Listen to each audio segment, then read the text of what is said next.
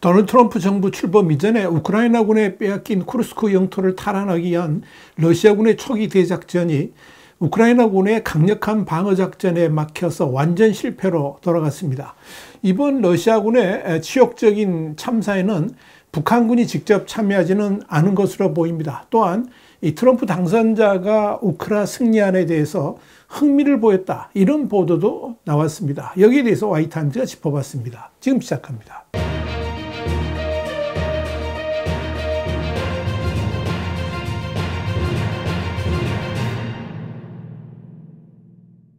우크라이나 현지 매체인 키이우포스트는 12일 우크라이나 정보당국은 러시아군의 정예 810 해병 보병 여단이 전날 쿠르스크 지역에서 대규모의 기갑부대를 앞세워 반격작전을 펼쳤으나 우크라이나군이 완전히 격퇴했다 그러면서 러시아군이 이날 하루 동안에 기록적인 수의 군인을 잃을 정도로 전멸에 가까운 피해를 입었다, 이렇게 보도했습니다.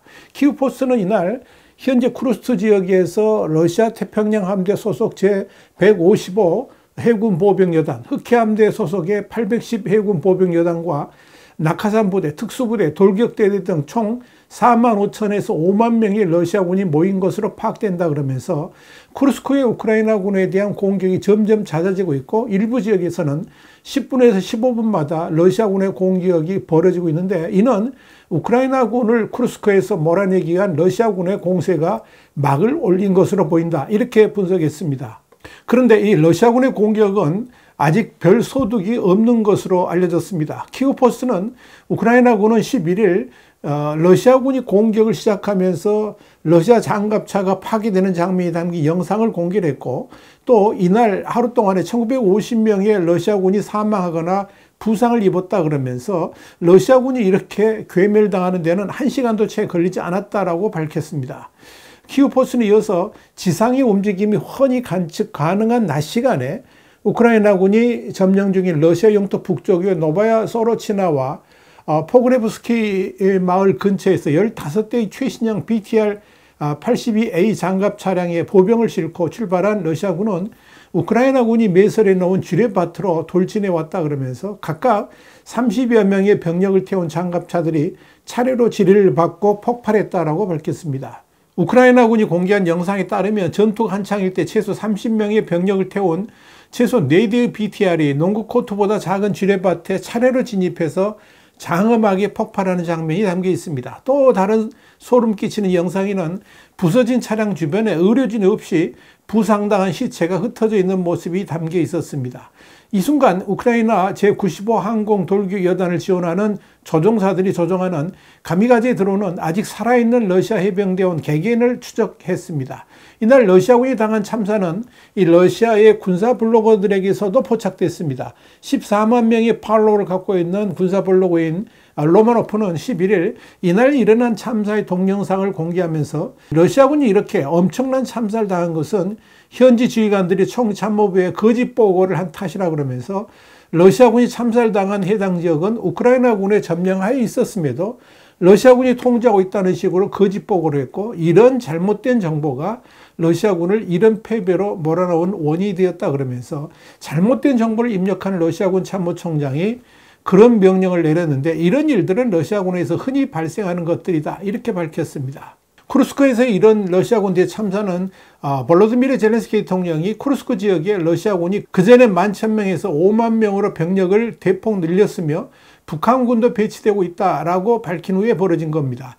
한편 쿠르스크의 포그레브키에서 전투가 벌어지는 동안에 러시아 51 공수연대는 키우 북서쪽의 우크라이나 진지를 향해서 탱크와 장갑차, 전투 차량을 대거 동원해서 주말까지 공격을 해왔습니다. 여기에 대해서 우크라이나 제47 기계화회단의 소식통은 미국제 M1 에브럼스 탱크와 M2 브래들리 보병 전투 차량으로 무장한 우크라이나 제47 기계화 여단이 러시아 낙하산 병력의 공격을 격퇴하고 손실을 입혔다라고 밝혔습니다. 우크라이나 현지 매체인 리가넷은 러시아군이 막대한 손실에도 불구하고 우크라이나군을 몰아내려고 계속 병력을 투입하고 있다 그러면서 보병을 태운 장비를 우크라이나군 방어선 너머로 보내고 이들이 모두 파괴되면 또 후속 병력을 보낸다라고 설명했습니다. 푸틴은 지금 마음이 급합니다. 지난 8월 중순에 우크라이나군이 쿠르스크를 점령하자 10월 1일까지 격퇴할 것을 명령했음에도 러시아군은 이를 달성하지 못했고 지난 10월 1일에는 17일까지 2주간 안에 우크라이나군을 쿠르스크에서 몰아낼 것을 또다시 명령했지만 러시아군은 이 명령을 수행하지 못했습니다. 이로 인해서 현장 지휘관들의 부담감이 커지고 있는 것으로 전해졌고 그래서 막무가내식 밀어넣기 공격을 하고 있는 것으로 보입니다. 이와 관련해서 서방 언론은 익명의 미국과 나토 정보당국자들 인용해서 러시아가 11월 초부터 쿠르스크 지역에 2024년 말까지 우크라이나군을 철수시킨다는 임무를 띠고 4만에서 5만 명의 병력을 집결시켰다라고 보도했습니다. 그런 작전의 일환으로 이번에 또다시 러시아군을 쿠르스크 지역에 투입하면서 반격 작전을 펼쳤지만 또다시 대실패를 겪게 된 것입니다. 키우포스는 러시아군의 진격 작전은 너무 천편일률적이라고 그러면서 이번에도 우크라이나 방공망 범위 밖에서 항공기가 활공폭탄을 투하는 예비 폭격을 가한 다음에 포병이 파고들 수 있는 짧은 거리까지 병력과 기계의 막대한 손실을 감수하는 후속 기갑 공격을 가하는 러시아 전술을 사용했다라고 밝혔습니다. 키우포스는 이어 쿠르스크 지역에서 활동 중인 우크라이나 공격 드론 부대인 피키 블라이더스 팀의 소셜미디어 게시물을 인용해서 일반적으로 러시아의 공격 전술은 매우 단순하고 인력 집약적이라 그러면서 먼저 병력을 태운 보병 전투 차량 여러 대가 방어선 돌파를 시도하는데 이 과정에서 대부분의 병사들은 장갑차와 함께 산산조각이 나는 것이 보통으로 그럼에도 불구하고 살아남은 일부 병사들은 점령한 위치에 진을 치고 지원군을 기다린다라고 설명했습니다. 이번 쿠르스크에서의 러시아군 대반격 작전에 북한군은 포함되지 않은 것으로 보입니다. 그러나 우크라이나군 지도부는 북한군이 쿠르스크 전장에서 출격을 대기 중이라고 밝혔습니다. 그럼에도 우크라이나군은 주말 동안의 포병 사격 및 미사일 공격으로 북한군 진지로 추정되는 곳을 향해서 공격을 가했다라고 전했습니다. 북한군이 이미 쿠르스크에 도착했음에도 전투에 직접 관여하지 못하고 있는 것은 이유가 있습니다.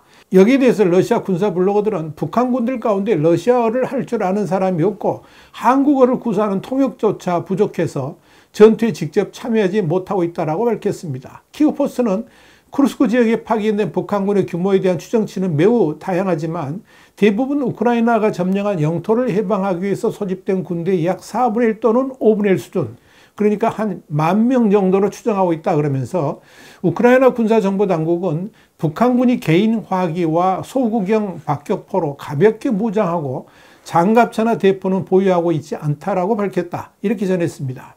눈여겨볼 것은 북한군 역시 러시아군의 공격 방식을 그대로 차용할 것이고 특히 언어 소통이 제대로 되지 않는 관계로 장갑차의 호위도 없이 전투병들만 돌격 작전에 투입될 것으로 보여서 그 희생은 러시아군의 규모보다 더 클 것이다 하는 게 전문가들의 한결같은 지적입니다.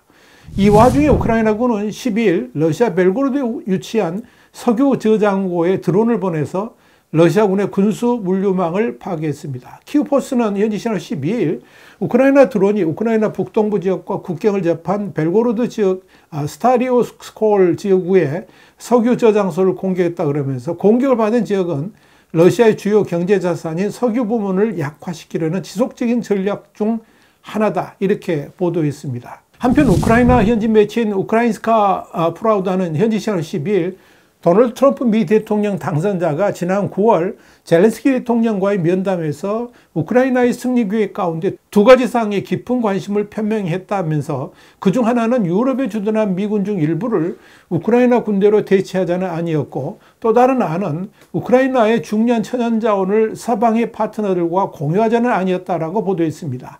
이 중 두 번째 안은 공화당의 린지 그레이엄 상원 의원이 제안한 안이기도 합니다.